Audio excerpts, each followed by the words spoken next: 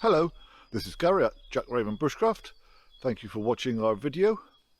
This week I'm going to look at another exercise for working on our knife skills, developing those knife skills.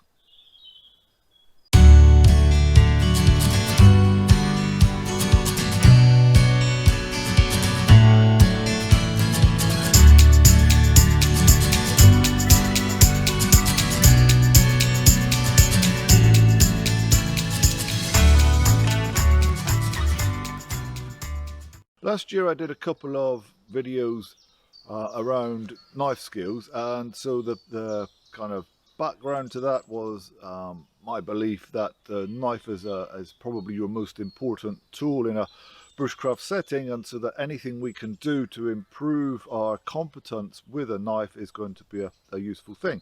And so I came up with a couple of exercises that would help us to develop those knife skills, but exercises that were in a real world setting, so practical tasks that would be useful in a bushcraft environment. So I want to do another one this week, and this time what I'm going to do is make a spindle for bow drilling, and that's going to bring a couple of different techniques into play. So here I have a piece of sycamore, so it is about the length of my forearm, so that's always for me that's a good length for a spindle to be.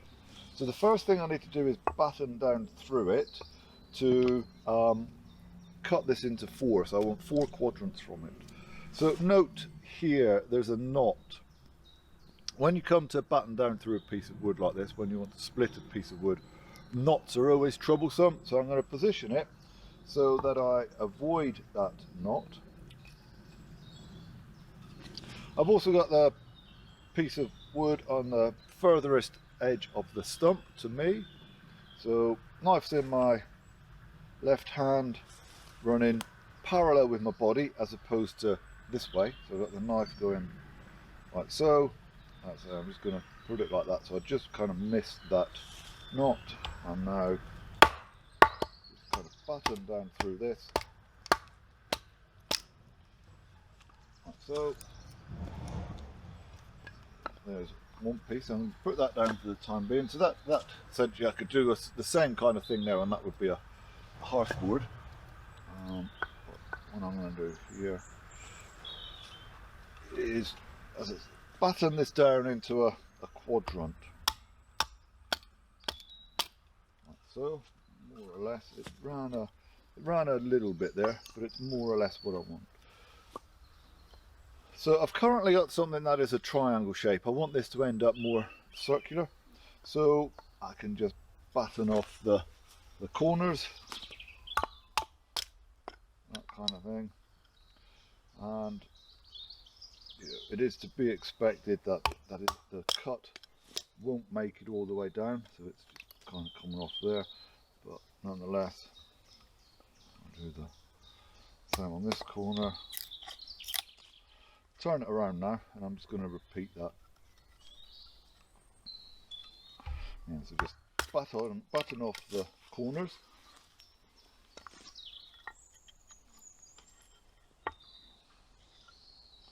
So this is an opportunity to practice the battening.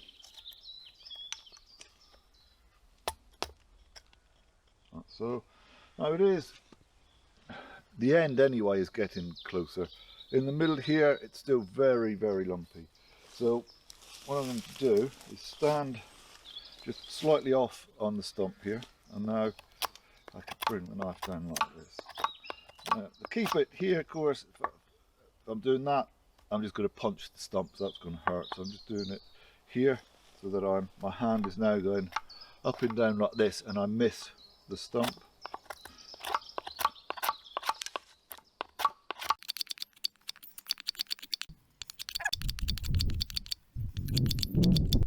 So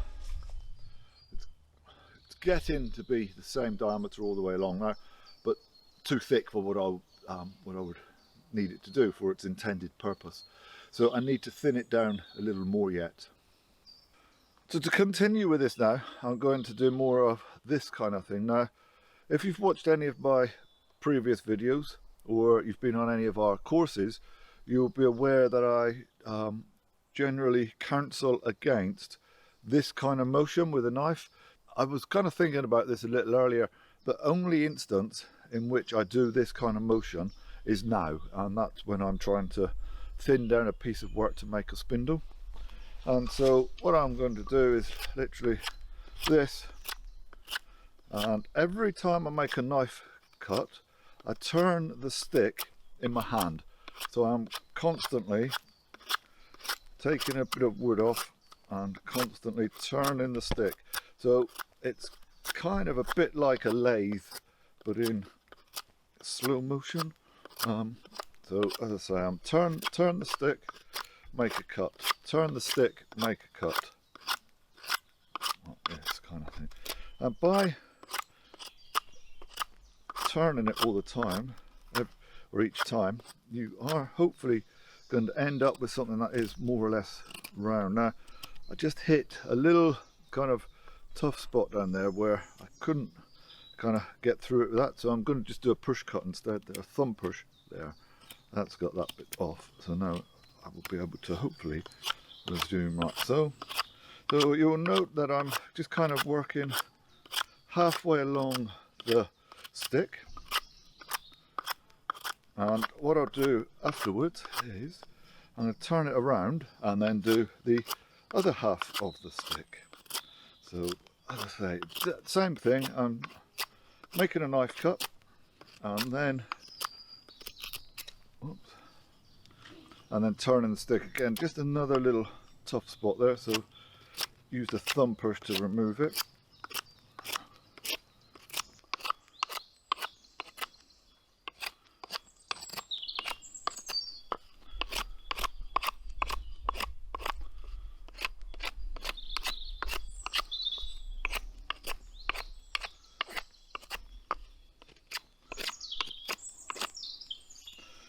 Turn it around again.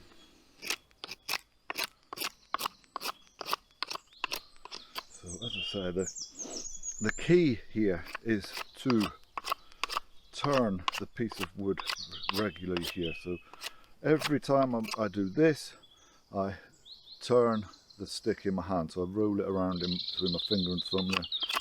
And that hopefully is going to allow me then to make something that is more or less round.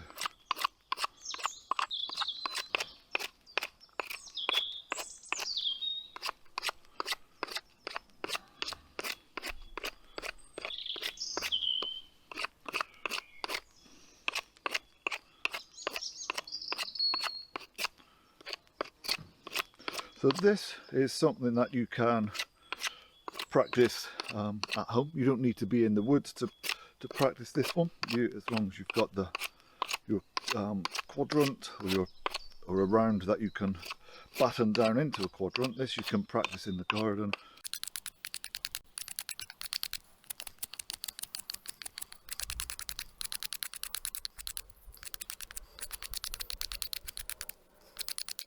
That is more or less there.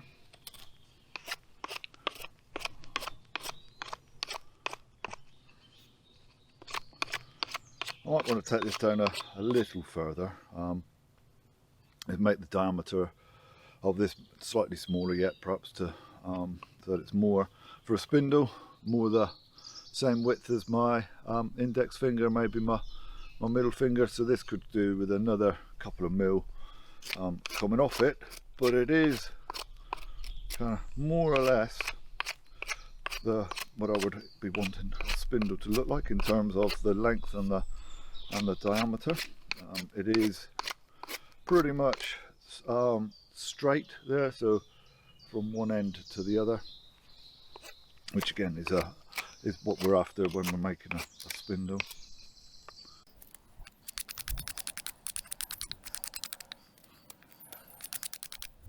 So this is just this thing of turn the stick regularly, and then every once in a while just have a little check, and then if you need to, flip it around and do the other side, or the other end.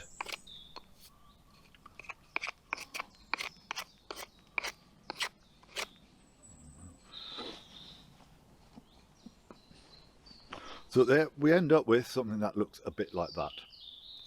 So I hope that's something that you have found useful, something that you will be able to practice yourself. So of course all of these skills are only going to improve the more you practice, okay?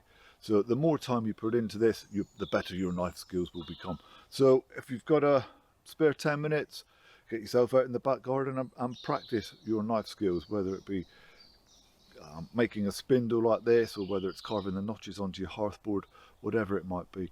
None of those things are going to be a waste of your time. They're only going to help you improve what you're doing. The better you are with the tools, the better your overall bushcraft skill set will be.